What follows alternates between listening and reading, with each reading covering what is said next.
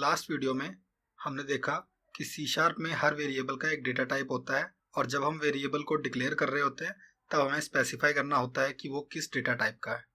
हमने कुछ data types के एग्जांपल भी देखे जैसे कि इंट, डबल, कैर एट्सेट्रा। इस लेक्चर में हम डेटा टाइप्स को थोड़ा डिटेल में पढ़ेंगे और देखेंगे कि ओवरऑल कितने primitive data types C sharp हमें प्रोवाइड करता है। सी शार्प में सबसे ज़्यादा कॉमनली यूज्ड होने वाले डेटा टाइप्स हैं int, long, float, double, bool, char and string. हम कौन सा डेटा टाइप कब यूज़ करेंगे ये इस चीज़ पे डिपेंड करता है कि हमें क्या वैल्यू उसमें स्टोर करनी है एंड कितना स्पेस हम उसको स्पेसिफाई करना चाह रहे हैं। ये बहुत इंपॉर्टेंट होता है कि हम अपना वेरिएबल करेक्ट टाइप का रखें जिससे कि हमें फ्यूचर में उस वेरिएबल के यूजेज में कोई दिक्कत ना आए और हम मेमोरी कंजर्व कर सकें। जितनी मेमोरी की ज़रूरत हो उतनी ही मेमोरी यूज़ करें। तो सबसे पहले हम देखेंगे कि नंबर्स को स्टोर करने के लिए कौन से डेटा टाइप्स होते हैं। नंबर को स्टोर करने के लिए सबसे कॉमनली 4 डेटा टाइप यूज़ होते हैं इंट एंड लॉन्ग जो कि इंटीजर वैल्यूज को स्टोर करते हैं, और उसके बाद फ्लोट एंड डबल जो कि रियल नंबर्स जिसको फ्लोटिंग पॉइंट टाइप्स कहते हैं जिनमें कि डेसिमल वैल्यूज स्टोर की जाती हैं। इंटीजर टाइप्स में इंट टाइप और लॉन्ग टाइप में बस इतना ही डिफरेंस होता है कि इंट टाइप थोड़ा कम रेंज स्पेसिफाई करता है और जो लॉन्ग टाइप है उसमें हम बड़ी बड़ी वैल्यूज स्टोर कर सकते हैं जो इंट में नहीं आती। बट लॉन्ग डेटा टाइप ज़्यादा मेमोरी यूज़ करता है as compare to int.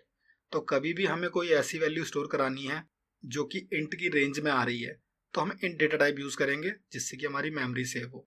But कभी हमको लगता है कि हमारी वैल्यू इंट की रेंज से बाहर जा सकती है तो उस टाइम पे हमें लॉन्ग डेटा टाइप यूज़ करना होता है। जब कभी भी हम लॉन्ग डेटा टाइप का कोई वेरिएबल यूज़ करेंगे तो हमें उसमें वैल्यू स्टोर करते टाइम एंड में कैपिटल एल स्पेसिफाई करना होता है।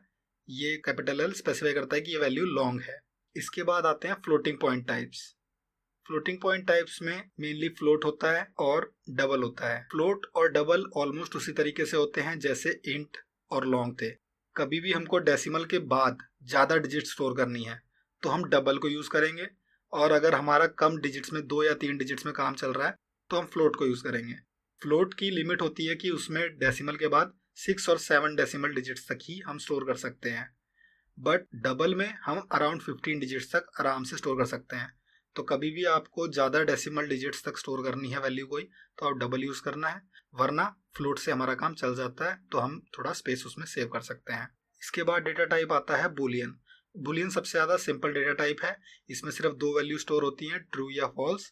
बूलियंस का सबसे ज़्यादा यूजेज कंडीशनल स्टेटमेंट्स में होता है। कंडीशनल स्टेटमेंट्स को हम आगे की वीडियोज़ में देखेंगे, बट अभी के लिए हम बस ये स्पेसिफाई कर सकते हैं कभी भी हमको चेक करना हो कोई स्टेटमेंट ट्रू है या फॉल्स है तो उसके लिए हम बूलियन टाइप के वेरिएबल्स यूज़ करते हैं।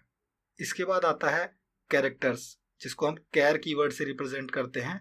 ये एक सिंगल कैरेक्टर को स्टोर करने के लिए यूज़ होता है। उस कैरेक्टर में हम अल्फ़ाबेट्स हो सकते हैं ABCD या डिजिट्स हो सकते हैं 0 1 2 3 9 तक, और उसके बाद हो सकते हैं स्पेशल कैरेक्टर्स जैसे डैश, स्लैश एट्सेट्रा। ये सारी चीज़ें हम कैरेक्टर कोई भी स्टोर करना चाहते हैं तो कैर टाइप के वेरिएबल में स्टोर करेंगे।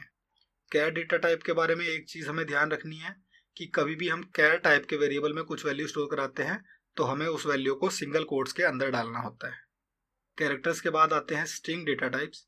स्ट्रिंग डेटा टाइप एक सीक्वेंस ऑफ कैरेक्टर स्टोर करने के लिए होता है जो कि हमारा कॉमन टेक्स्ट होता है। स्ट्रिंग वैल्यूज को हमें डबल कोट्स के बीच में रखना होता है। जैसे कि कैर में सिंगल कोट्स हम यूज़ कर रहे थे वैसे ही स्ट्रिंग में डबल कोट्स यूज़ करते हैं। तो ये होते हैं हमारे मेन डेटा टाइप जो सी शार्प में होते हैं। नेक्स्ट लेक्चर में हम टाइप कास्टिंग देखेंगे, यानी कि एक टाइप से दूसरे टाइप में हम कैसे कन्वर्ट कर सकते हैं।